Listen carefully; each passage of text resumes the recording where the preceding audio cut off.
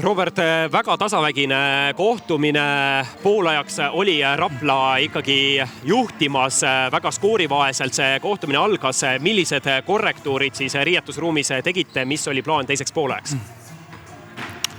No kõigepealt oli vaja ikkagi maa-ala vastu mingit lahendust leida, et meil jooksis jumala kokku, et me tegelikult saime ju enam-vähem eest ära juba seal. Minu arust oli isegi 8-10 punniga ees juba oli siuke tunne, et okei, et mingi korralik edu või natukenegi saame mingit vahet, aga kohe kui maa-ala tuli vastu, ma ei tea, siis ikka jooksis kokku korraks, aga ma arvan, et tegime ikkagi korrektuurid ja saime midagi tehtud selle maa-ala vastu, et nad lõpus ju tegelikult ei mänginud enam seda maa-ala. Et maa-ala vastu on see, et tuleb kotti panna lihtsalt, et tegelikult me saime ju 50 panime lihtsalt mööda ja kui mina panin seal paar jumala vabalt lihtsalt on vaja sisse panna ja siis ei saa maa-ala mängida, tegelikult visked ju saab. Selle peale see maa-ala ehitatud ongi. Samas sinna otsustavatel hetkedel sul just visketel läksid, oli selline hea enesekindlus sees? Jaa, ega seal midagi põdeda ei ole, kui vaba koht on, et kõik teavad, et ega ma viskamata ei jäta.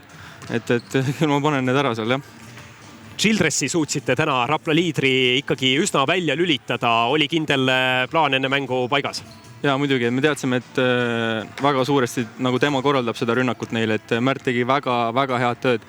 Et ta ei lasknud ikka üldse hingata ja tal oli ikka kõva töö, et üldse pall kätte saada ja siis veel korvi teha või midagi, et ta oli esimesel pool ikka täitsa, lõpuks on mingid punktid ikkagi tõi ära, et saaks veel paremini, aga ei, Märt tegi väga head tööd ja saime ikkagi, ma ütleks, et enam-vähem rahalt maha, et eks plaan ongi ju vastaste liidrid maha võtta.